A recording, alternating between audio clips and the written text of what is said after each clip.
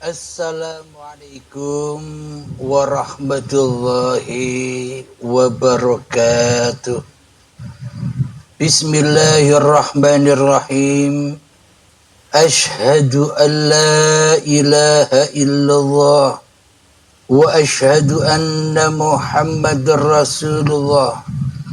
Allahumma salli ala sayyidina Muhammad wa ala ali sayyidina Muhammad. Rabbis rahli sadri wa yassirli amri wahlul uqdatam min lisani yafqahu qawli. Amin. Bismillahirrahmanirrahim. Salam hormatku buat para sahabat-sahabatku tercinta, baik yang ada di dalam ataupun yang ada di luar negeri. Semoga kita semua senantiasa di dalam keberkahan Allah Subhanahu wa ta'ala. Amin ya rabbal alamin. Sebelum kita kaji di malam yang indah ini, marilah kita gemahkan dahulu di dalam nyawa, jiwa, hati, roh dan hidup ini dengan kalimah-kalimah thayyibah. Subhanallah walhamdulillah wa la ilaha illallah wallahu akbar wala hawla wala quwwata illa billahil aliyyil azim. Alhamdulillahi rabbil alamin. Pada malam ini kita akan mengkaji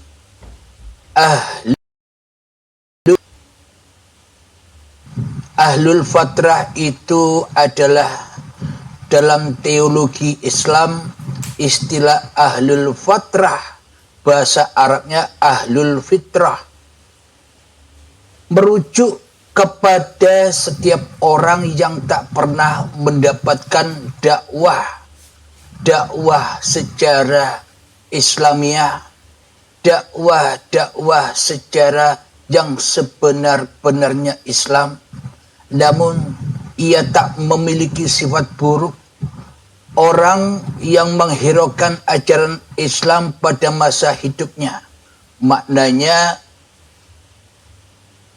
baik karena isolasi geografi atau ia belum mengenal ajaran Islam yang sebenar-benarnya.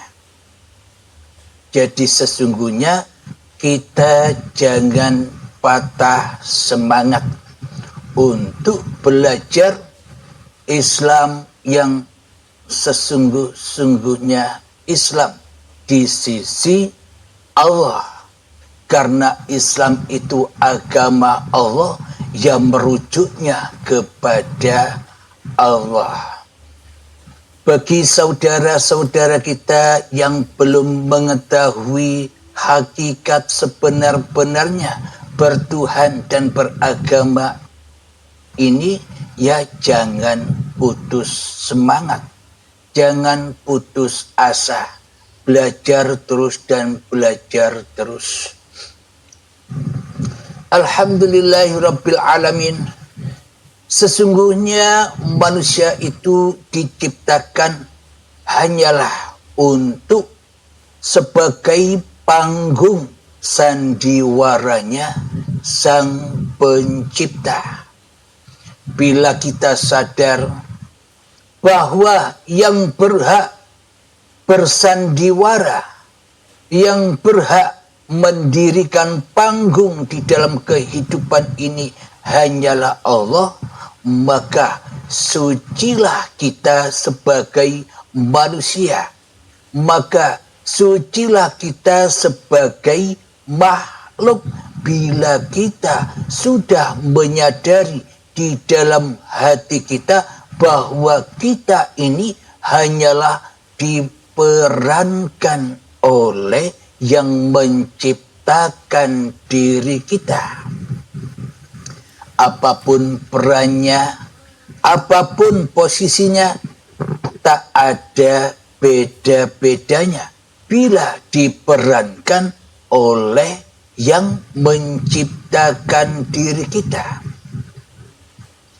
Akan tetapi sangat amat berbedalah bila peran-peran itu masih teraku-akui sebagai peran sandiwaranya, manusianya di hatinya.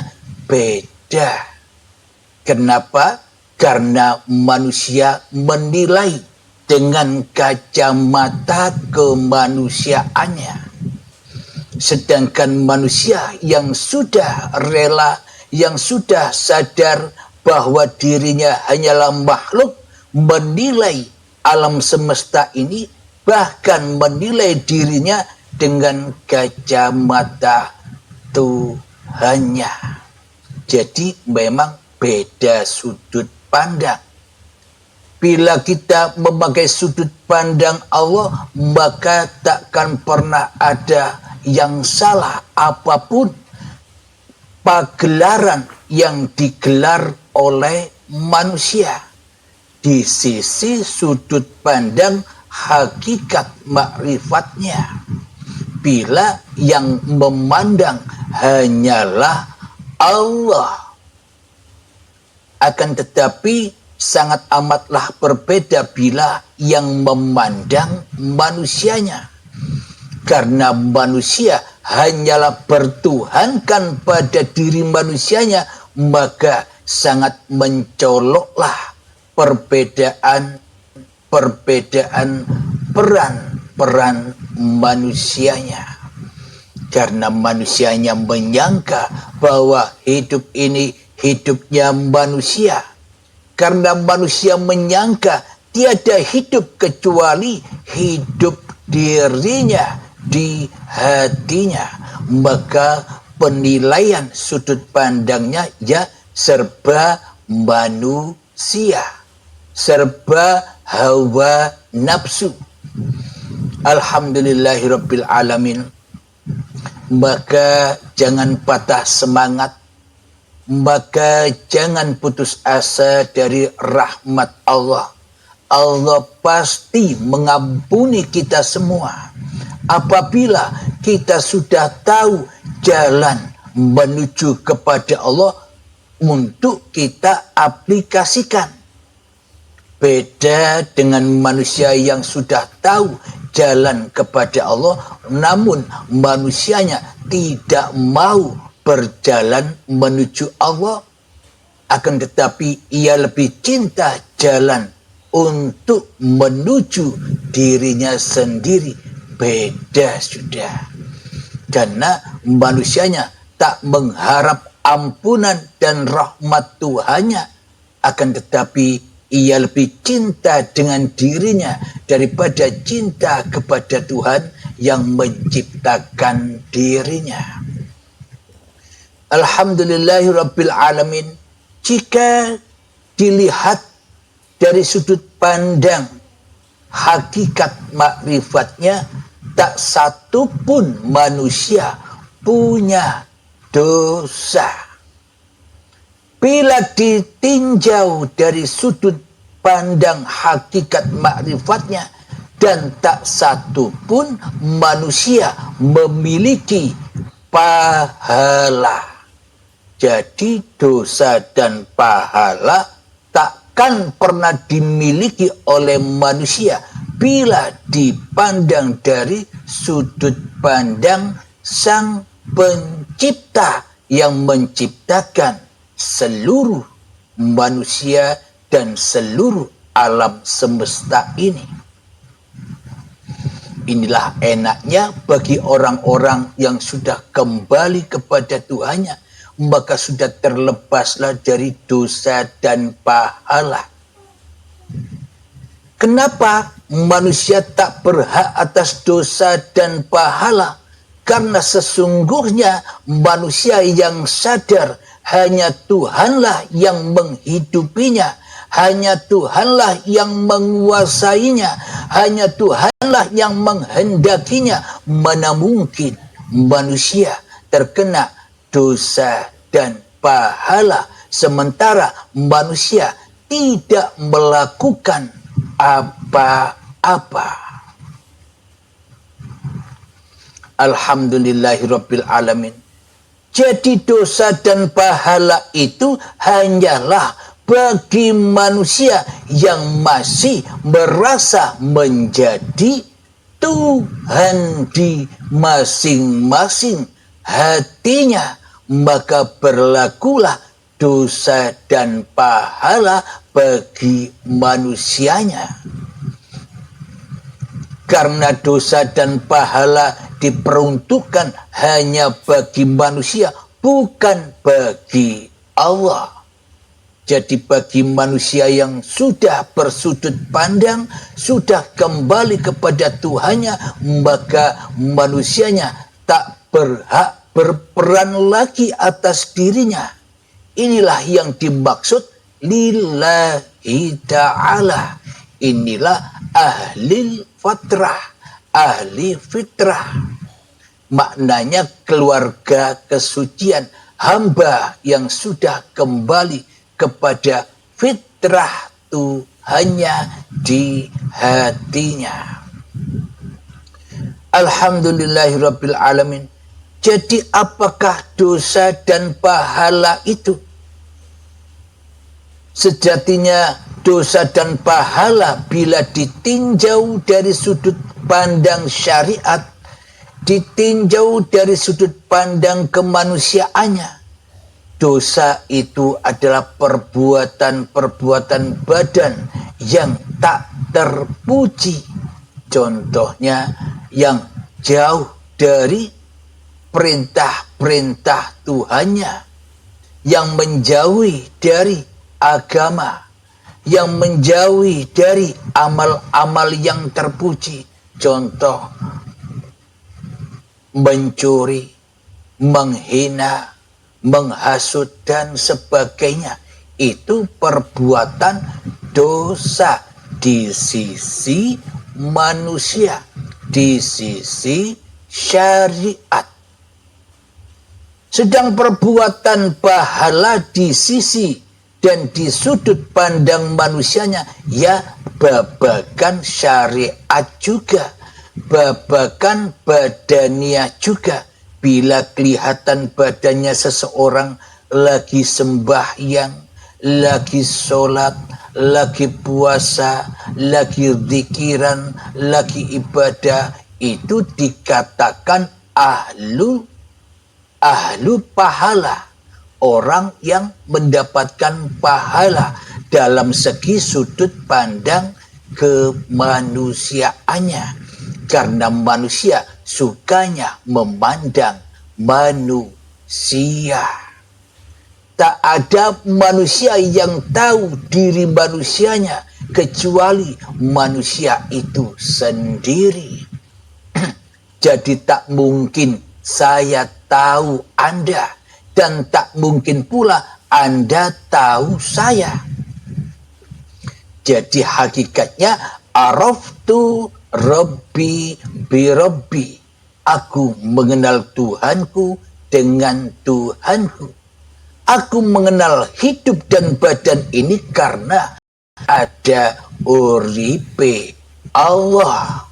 Uripe Allah inilah yang tidak kita tuju selama ini. Yang kita tuju hanyalah bekas-bekas kekuasaan. Uripe Allah saja yang dilihat. Penciptaan-penciptaan. Uripe saja yang dituju dan difokus daripada uripe Allah yang mewujudkan segala sesuatu dan yang mewujudkan diri kita sendiri selama ini. Maka berlakulah dosa dan pahala. Jadi hakikat dosa di sisi sudut pandang manusia ya lakunya dohir, lakunya syariat. Pahala pun juga demikian. Akan tetapi hakikat makna dosa di sisi Allah itu adalah babagan hati, babagan jiwa, babagan nyawa, babagan roh, babagan uripe Allah. Selagi hidup di dalam dada ini masih teraku-akui sebagai hidup manusianya, dengan tanda-tanda bukti bahwa Allah ditiadakan di hati kita, Allah tidak wujudkan di hati kita, Allah tidak hidupkan di hati kita, Allah tidak kuasakan di hati kita. Yang wujud, yang kuasa, yang hidup hanyalah diri kita sendiri. Inilah sejati-sejati nyatanya dosa itu. Sedangkan pahala di sisi Allah itu apa? Ketika manusianya sudah terbebas dari hawa nafsunya. Hawa nafsunya telah goib, hawa nafsunya telah tiada, yang ada hanyalah Tuhannya yang memerankan dirinya, maka itulah pahala. Pahala itu adalah bisa dinyatakan saat ini juga ketika hati kita damai, makmur, aman, sentosa di sisi uripe Allah. Itulah pahala itu dan itulah surga di sisi Allah. Alhamdulillahirabbil alamin. Jadi sesungguhnya saya, sesungguhnya Anda, dan sesungguhnya kita semua ini dijadikan dari yang suci. Jadi bagi yang belum tahu, jangan patah semangat. Anda, saya itulah dari yang maha suci, selamanya tetap suci. Bila Anda menyadari bahwa Anda tak punya peran apa-apa di dunia ini. Hanya itu saja, agar kita tidak najis lagi, maka pasrahkanlah peran-peran Anda. Apapun yang kita hadapi, pasrahkan semuanya kepada yang maha suci, maka suci bersihlah kita dari belenggu iblis dan syaitan. Alhamdulillahirabbil alamin. Jadi hanya mengingat Allah, maka hati akan tenang, hati akan damai. Mengingat yang bagaimana? Apakah mengingat dengan Allah, Allah, Allah, Allah, Allah? Mengingatnya sudah bukan dengan cara itu lagi. Nah, caranya harus hijrah, pindah, merasakan, mendirikan bahwa hidup inilah Allah. Dirikan, jejakkan di dalam hati kita, tegakkan di dalam hati kita bahwa hidup inilah yang menciptakan diri kita. Hidup inilah Sang Maha Suci. Jadi kalau kita sadar, kalau kita mau kembali kepada kesucian Sang Maha Pencipta daripada sucinya manusianya, maka kita akan kembali kepada kesucian itu. Bila kita sadar bahwa kita hanyalah peran yang Maha Pencipta. Alhamdulillahirabbil alamin. Jadi kita semua jangan takut-takut lagi. Jangan ditakut-takutin neraka lagi. jangan takut ditakut-takuti dosa lagi, karena ada yang bisa melepaskan ketakutan-ketakutan itu, karena ada yang bisa melepaskan dari dosa-dosa yang kita anggap selama ini kita telah berdosa besar. Kenapa? Karena kita merasa hidup. Kenapa dosa-dosa kita besar selama ini? Karena kita merasa berkuasa atas diri kita sendiri daripada kuasanya Sang Pencipta, daripada kuasanya Allah. Jadi untuk menebus kesalahan-kesalahan ini, untuk menebus dosa-dosa kita ini, maka